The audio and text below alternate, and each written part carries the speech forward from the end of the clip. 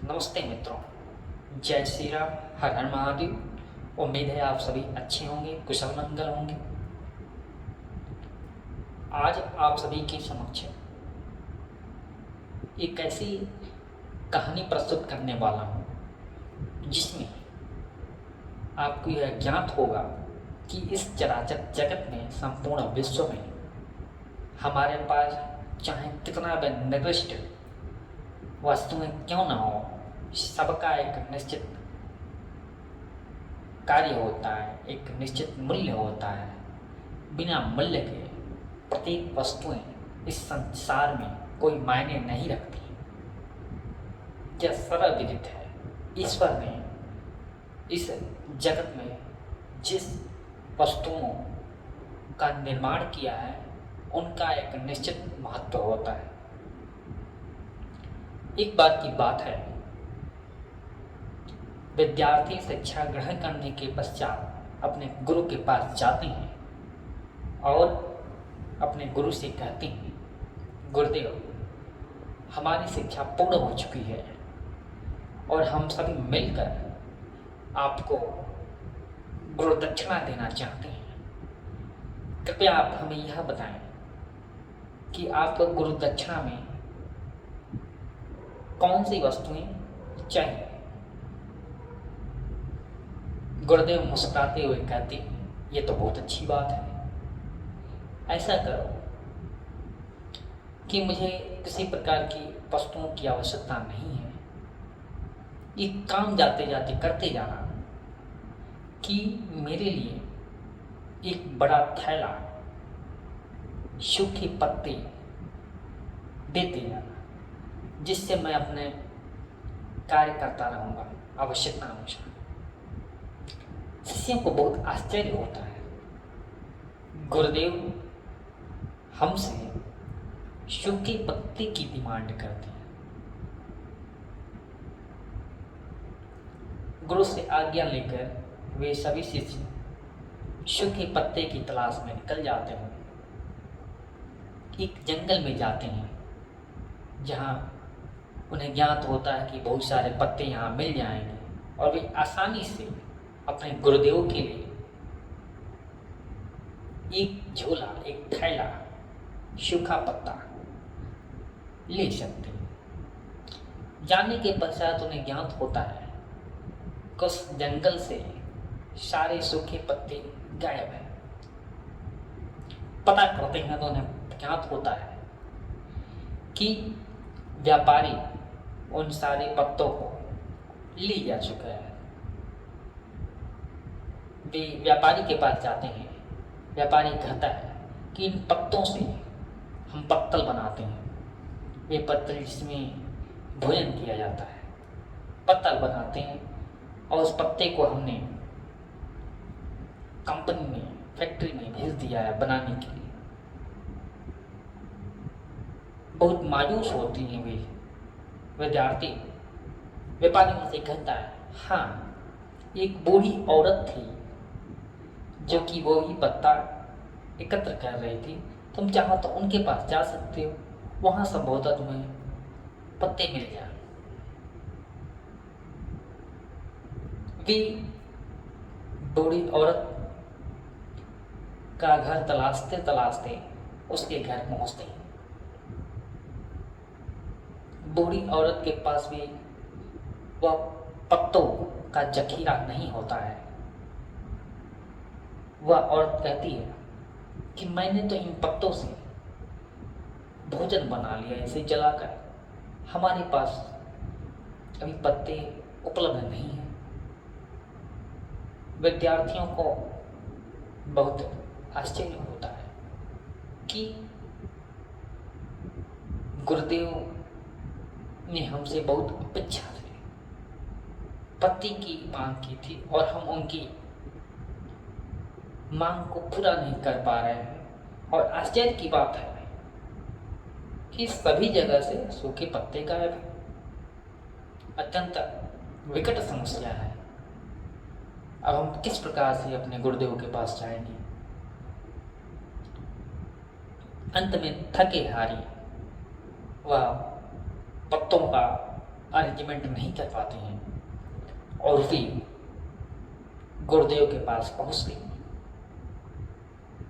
गुरुदेव मुस्कुराते हुए कहते हैं, बच्चों पत्ता कहाँ है? शिष्य उनसे क्षमा मांगते हैं, कहते हैं गुरुदेव हम आपके इस मांग की पूर्ति नहीं कर पाए, और सारी घटनाएं सारे वृतांत वे अपने गुरुदेवों से कह देते हैं। गुरुदेव उन्हें बताते हैं कि मैं तुम्हारी परीक्षा ले रहा था, मुझे पता था पत्ते नहीं मिलेंगे,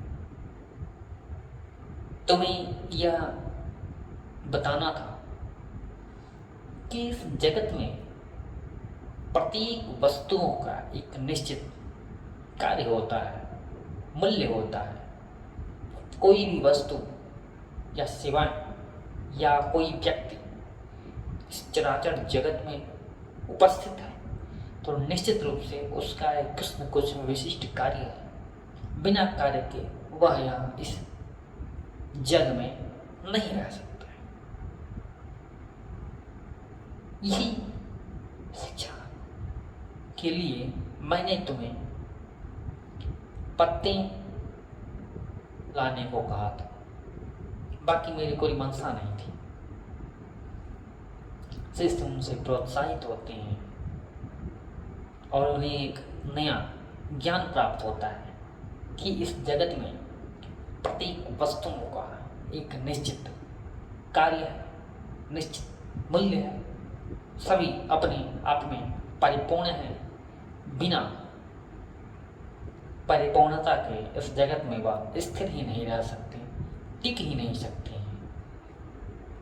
इसी प्रकार से व्यक्ति का जीवन भी है। व्यक्ति का जीवन अमूल्य है। तन है, यह जो तन है में इस प्रत्येक व्यक्ति के अंदर ही ईश्वर का वास है। कस्तूरी कुंडली बसे मृग ढूंढे बनमा है, ऐसी खटी खटी राम है दुनिया देखे ना। आप जिन ईश्वर को, भगवान को, राम को, कृष्ण को, 33 कोटि देवी देवताओं को मंदिरों में खोजते हैं, पूजा अर्चन के लिए तत्पर रहते हैं, सभी देवी देवता आपके इसी मना मस्तिष्क में है, आपके हृदय में निवास करते हैं। अगर हम और आप सभी मिलकर इस तन का संरक्षण करें, इस तन को स्वस्थ रखें, तो ईश्वर आपके पास हमेशा उपलब्ध है। कुछ व्यक्ति हैं जो अपने तन का संरक्षण नहीं कर पाते, यह उनके लिए अत्यंत दुख का क्षण होता है, अत्यंत दुखदायी होता है। खासतौर से ऐसे व्यक्ति जो रोग, पीड़ा, डिप्रेशन, अवसाद जैसी समस्याओं से ग्रसित होते हैं, वो जानबूझ के इस मंदिर रूपी तन का एक तरह से बहिष्कार करना प्रारंभ कर देती है। यह वह अवस्था होती है जब आप अपने जीवन से प्रेम नहीं करते हैं, स्नेह नहीं करते हैं और इस तन को नष्ट करने के लिए, भ्रष्ट करने के लिए तत्पर रहते हैं। यह एक ऐसी कार्य है जो विश्व को, ईश्वर को साक्षात्कार करने में सहायक होता है। आप अपने कर्मों से, आप अपने इस शरीर के माध्यम से ईश्वर की प्राप्ति कर सकते हैं, ईश्वर को महसूस कर सकते हैं, इसका अनुभव कर सकते हैं, क्योंकि ईश्वर हैं तभी आप हैं। 24 घंटे में प्रत्येक व्यक्ति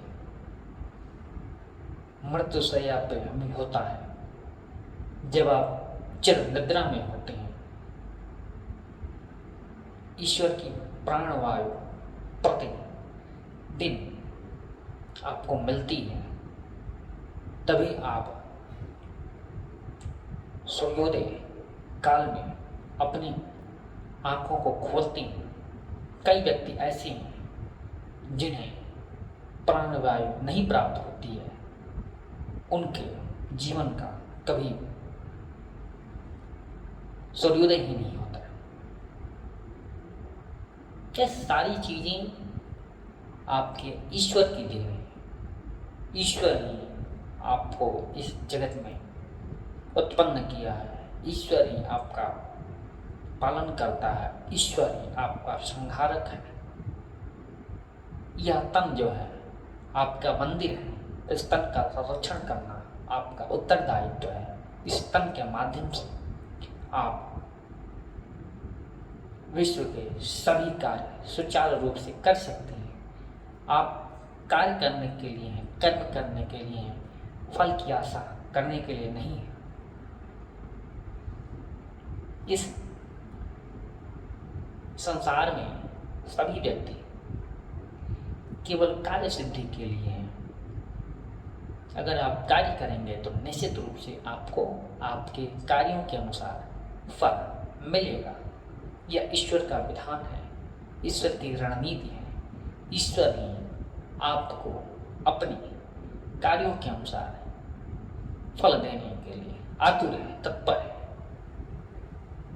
यह एक ऐसा समयावधि है कि आप निश्चित रूप से सभी कार्य करने के लिए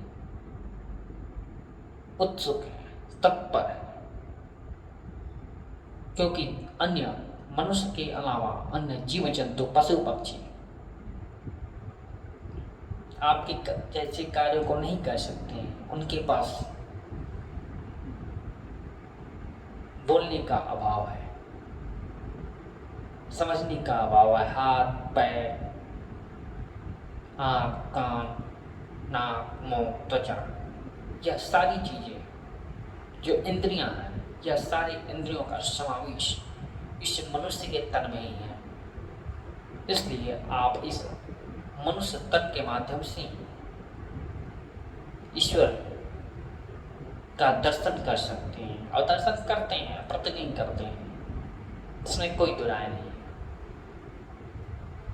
आप एक निमित्त मात्र हैं और ईश्वर आपको कार्य करने के लिए प्रेरणा प्रदान करता है। तब के लिए आप सभी को जय श्री राम, हर हर महादेव।